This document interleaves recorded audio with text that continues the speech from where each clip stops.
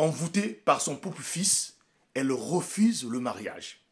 Certaines actions que nous pouvons poser, nous croyons que ça vient de nous-mêmes, or ça vient sous l'emprise de l'envoûtement, la team HPH. Écoutez cette histoire. De certains gestes, certains faits que nous pouvons peut-être réaliser par la colère, par certaines choses. On s'est dit ça vient de nous-mêmes, or nous avons été ensorcelés par d'autres personnes qui sont peut-être les membres de la famille, la team HPH. Écoutez cette histoire s'il vous plaît. Priez sans cesse. C'est l'histoire de Léa. Alors l'histoire se passe en Afrique centrale. Léa vivait avec son fils. Auparavant, Léa vivait avec un homme dont ils ont eu un fils. Les deux se sont séparés. Donc l'homme était parti et Léa était obligée de revenir dans la cour, la parcelle de ses parents. Donc son père et sa mère étaient vivants.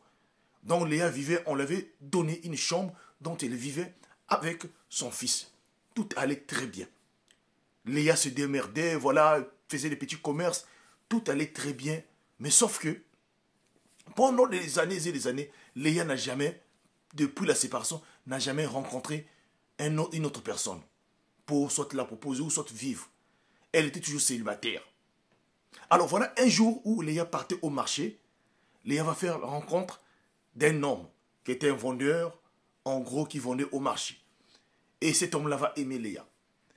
Et très vite, cette dernière-là vont commencer à se parler avec Léa, tout juste en cachet, jusqu'à ce qu'elle décide donc de venir rendre visite à Léa dans la cour familiale, là où Léa vivait avec ses parents, et voir ses parents.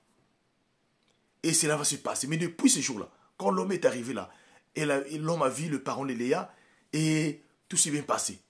Quelque temps plus tard, ce monsieur-là décide donc de demander la main de Léa afin de faire un mariage, donc une dot avec Léa, afin que Léa vienne vivre chez lui à la maison. Léa avait accepté. Donc le monsieur a commencé à se préparer. Le monsieur a commencé à se préparer. Sauf que 2 semaines avant la réalisation de la dot, voilà comment ce fameux monsieur vient chez Léa pour venir voir Léa et ses parents. Et ce jour-là, Léa était en train de parler avec sa maman. Donc il était dans la cour, parler avec sa maman. Quand le fameux monsieur arrive dans la parcelle, rentre dans la parcelle, dès que Léa regarde le monsieur, Léa se lève avec une colère noire. Léa se fâche carrément en disant à sa maman qu'elle ne voulait pas voir ce fameux monsieur-là.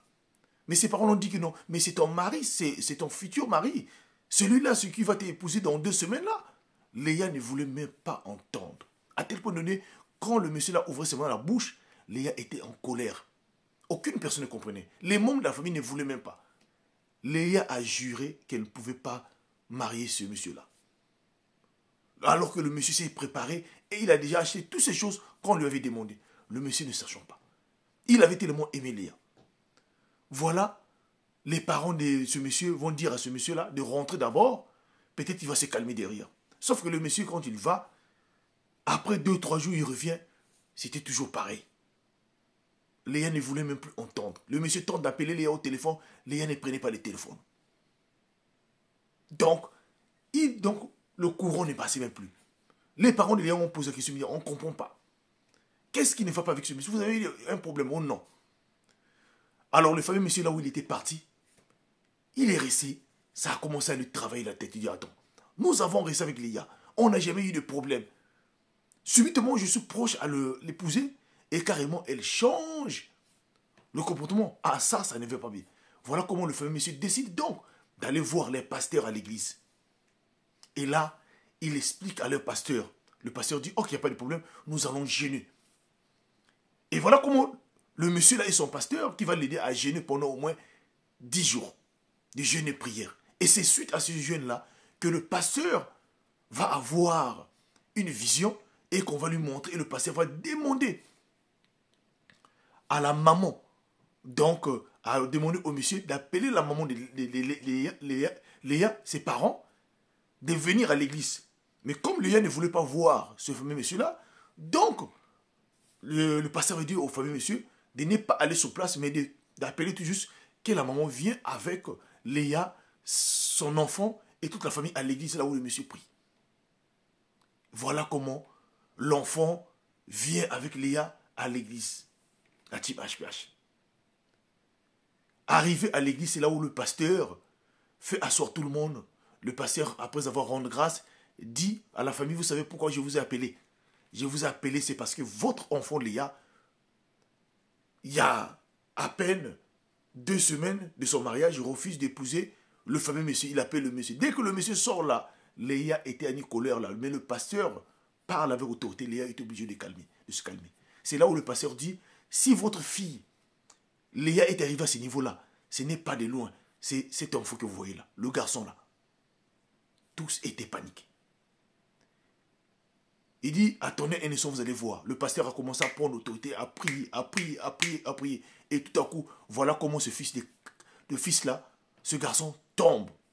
Et là, la voix commence à sortir dans son corps pour dire que non, que le fils ne voulait pas que sa maman puisse se marier.